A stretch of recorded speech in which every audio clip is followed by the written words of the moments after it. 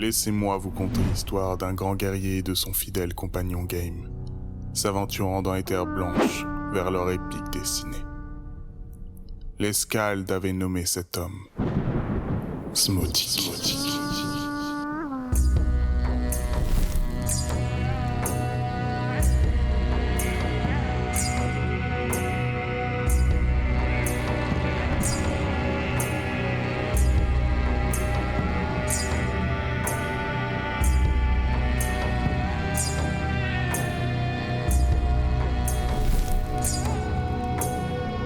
Alors que la neige fouettait leurs visages, Smotik et Game firent la rencontre d'un homme bien étrange en ces terres au froid hostile. Skrodo.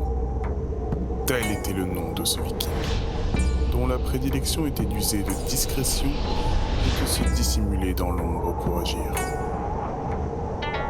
À l'écoute de cette histoire, Smotik ria aux éclats. Lui qui ne cherchait que la gloire dans ses combats n'envisagerait jamais de se battre ainsi. Pourtant, cela ne l'empêcha pas de lui proposer de rejoindre son groupe. Et c'est dans un respect mutuel que les trois compagnons reprirent la route en direction de la mer.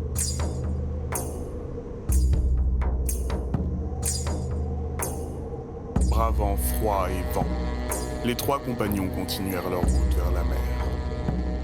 Au loin, un drakkar se dressait sur l'eau, prêt à naviguer.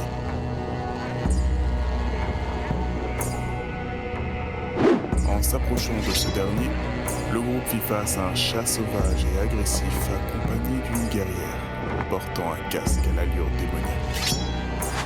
Smotik sortit immédiatement les armes et se prépara à l'affrontement. Mais Skrodo et Game lui raisonnèrent, avant d'engager la discussion avec les protectrices du drakkar. Le chat s'avéra à la surprise de tous plutôt loquace et se présenta comme étant Vika, chaton, présidente du royaume de Hel, et que son acolyte n'était autre que Anna, fille de Hela. Après avoir expliqué leurs besoins d'aventure, elles rejoignirent toutes deux nos vikings, et tous embarquèrent sur le drakkar.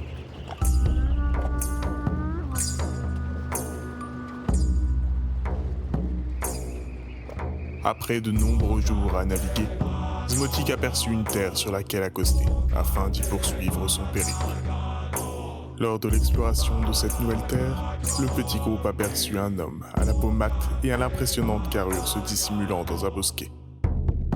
Dès qu'il les remarqua, l'homme attrapa son arme, prêt à se défendre. Il fut rapidement imité par les vikings, à l'exception de Smotik. Poussé par la voix d'Odin, il s'approcha de cet homme, la main tendue, intimant à ses compagnons de ranger leurs armes et leurs griffes. Serrant la main de Smotik, l'homme annonça être K, roi d'une tribu qui avait été décimée par une bande de monstres dont il souhaitait se venger.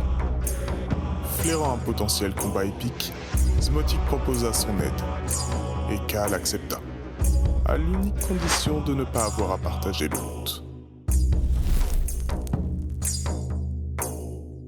C'est ainsi que l'équipe partit à la recherche des monstres.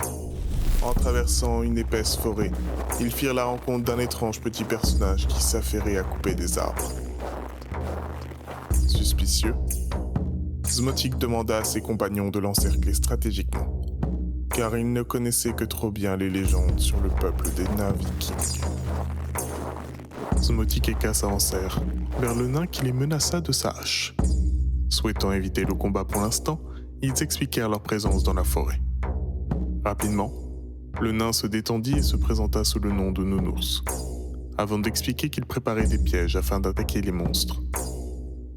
Nounours se proposa alors pour guider la troupe jusqu'à leur repère. Une fois devant celui-ci, les compagnons s'organisèrent afin de réduire ces créatures à néant.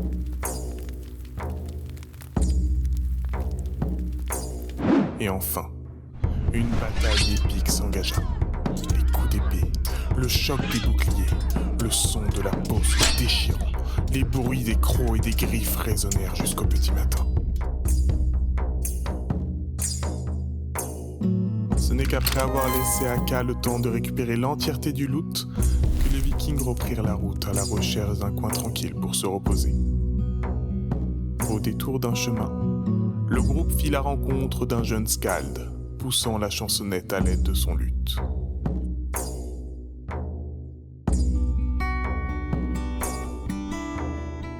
Les voyant couverts d'un sang qui ne semblait pas le leur, le skald se présenta à eux sous le nom d'Avi, skald des héros, et décida que désormais, ils compteraient leur saga.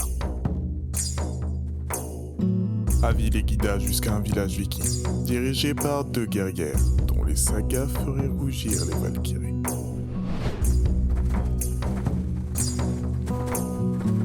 Une fois arrivé, le groupe, ayant placé à leur tête Zmotik et Ka, fut accueilli par les 2 chefs du village, Enji et Gaga.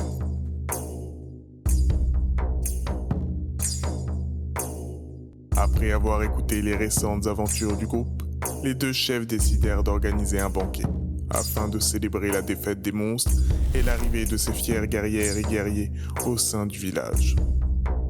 Désormais, Zmotik et Game n'étaient plus seuls à parcourir les terres. Et, entre vous et moi, son histoire ne fait que commencer. Mais elle fait déjà de l'ombre à la saga de Thor face aux géants. Alors, qu'attendez-vous pour nous rejoindre ?